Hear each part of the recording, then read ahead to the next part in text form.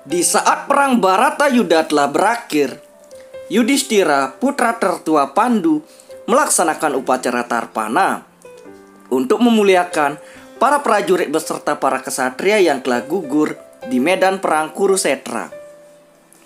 Ia kemudian diangkat menjadi raja di kerajaan Hastinapura dan juga sekaligus menjadi raja di kerajaan Indraprastha.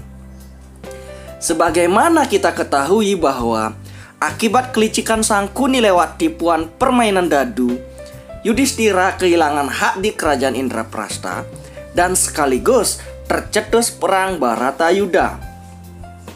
Nah, selesai upacara Tarpana, selanjutnya untuk menegakkan kembali aturan Dharma di seluruh wilayah Arya, Raja Yudhishthira menyelenggarakan upacara Aswamedayanya yang sekaligus juga sebagai pengakuan atas wilayah-wilayah yang telah ditaklukkannya. Di awal permulaan zaman Kali Yuga yang didahului dengan kembalinya Sri Krishna ke Waikunta, Raja Yudhishthira meletakkan jabatannya dan mengangkat Parikesit, cucu dari Arjuna, yang merupakan satu-satunya pewaris tahta dari dinasti Kuru yang masih tersisa. Karena kita tahu semua, keturunan dari dinasti Kuru dibunuh oleh Aswatthama, kecuali putra Abhimanyu yang ditolong oleh Krishna itu sendiri. Dengan tidak lagi memerintah kerajaan atas petunjuk begawan biasa, Yudhishthira memutuskan untuk meninggalkan kerajaan beserta harta dan kekuasaan untuk melanjutkan perjalanan terakhir mengelilingi Bharatawarsha hingga menuju puncak Himalaya. Keempat saudara Yudhishthira, yaitu Bima, Arjuna, Nakula, dan Sadewa, juga bersama-sama melaksanakan perjalanan yang disertai pula oleh Dewi Drupadi.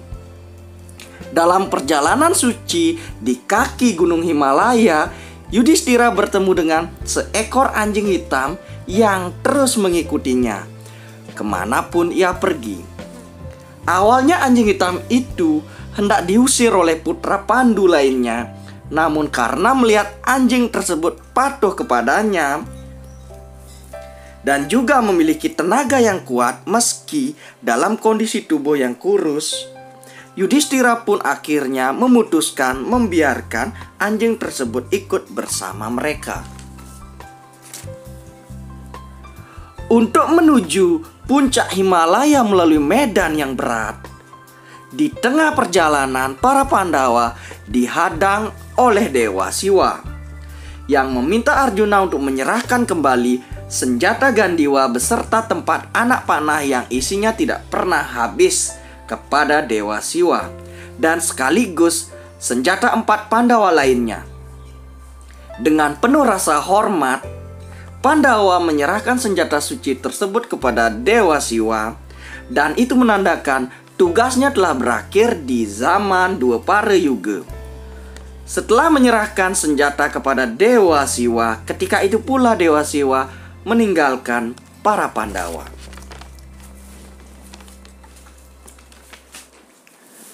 Sebelum para Pandawa tiba di puncak Himalaya, di tengah perjalanan, Dewi Drupadi terjatuh.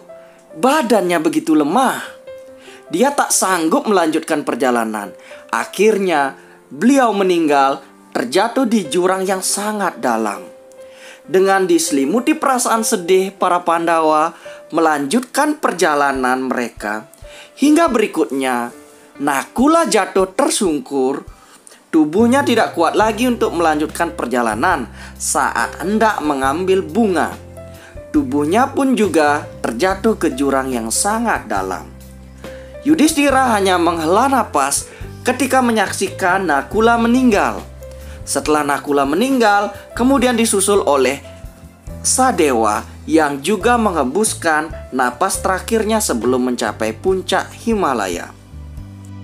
Masih dalam perjalanan, Arjuna yang dilanda kesedihan yang mendalam, berjalan sempoyongan dan uring-uringan, terasa sangat kelelahan berat, lalu berkata ia kepada kakaknya Bima dan Yudhishthira, untuk melanjutkan perjalanan tanpa dirinya. Namun akhirnya Arjuna pun gugur di sana sebelum capai puncak Himalaya. Dan akhirnya kini tinggal tersisa Yudhistira, Bima dan anjing yang setia mengikutinya dalam perjalanannya hingga sampai pada saat Bima juga terperosok di kubangan kawah. Dan ia pun berkata bahwa dirinya sudah tak sanggup meneruskan perjalanan.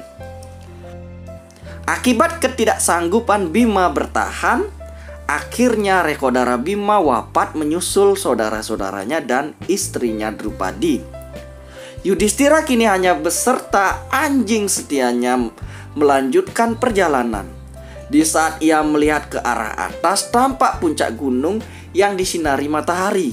Dengan mempercepat langkah, maka tibalah Yudhistira ke puncak gunung Himalaya. Dikisahkan saat capai puncak gunung Himalaya, di mana langit seolah terbelah di saat Dewa Yama dengan kereta kencana datang menjemput Yudhistira untuk menuju Swargalok alias surga. Yudhistira yang akan turut bersama Dewa Yama memohon agar anjing kesayangannya itu bisa dibawa ke surga. Namun Dewa Yama berkata bahwa seekor anjing tidak bisa ikut ke surga. Yudhistira merasa sangat sedih dan berkata bahwa aku tidak akan pergi. Istri dan adik-adikku telah pergi meninggalkan aku sendirian. Tetapi anjing ini dengan setia mengikutiku kemanapun aku pergi. Apabila aku pergi ke surga meninggalkan anjing ini sendirian, manusia macam apa aku ini? Dewa Yama yang takjub dengan kata-kata Yudhistira menunjukkan rasa hormat atas kemuliaan jiwanya tersebut. Namun di saat yang bersamaan, anjing hitam itu berubah ke wujud aslinya menjadi Dewa Yama itu sendiri. Dewa pun memuji Yudhistira dan bersamanya menuju surga. Dikisahkan setelah sampainya di surga, Yudhistira melihat para Kurawa dan Sangkuni sedang berpesta pora. Dewa Yama pun berkata bahwa para Kurawa masuk surga karena mereka telah membela tanah air mereka. Kemudian Yudhistira bertanya ke Dewa Yama, di manakah istri dan adik-adiknya? Selanjutnya Yudhistira diajak menuju neraka, di mana Dewi Drupadi dan keluarga Pandawa lainnya beserta karena disiksa di neraka karena dosa-dosa mereka. Terpampang pemandangan neraka yang disertai suara menyayat hati dan dihiasi darah kental membuatnya ngeri. Terbesit ide untuk kabur dari neraka. Namun karena keteguhan hati dan kesetiaannya, lalu Yudhistira berkata, biarlah aku tinggal di sini bersama istri, kakak, dan adik-adikku. Apalah arti sebuah surga apabila saudara dan orang-orang yang saya cintai tidak bersama saya? Dewa Yama menghormati ketulusan hati Yudhistira yang tetap pada pendiriannya, setia kepada kebenaran. Kejadian yang dialami Yudhistira sesungguhnya adalah untuk menguji kejujuran, kebenaran, dan kesetiaan Yudhistira terhadap Dharma. Dan sesaat Yudhistira berada di neraka, ini adalah karena penebusan dosa yang kala itu sempat berbohong atas kematian Aswatthama kepada Guru Drona. Hingga saat itu pula suasana neraka berubah menjadi surga, dan begitu pula sebaliknya, yaitu surga berubah menjadi neraka. Para Kurawa dan Sangkuni kini bersiap untuk menerima hukuman di alam neraka.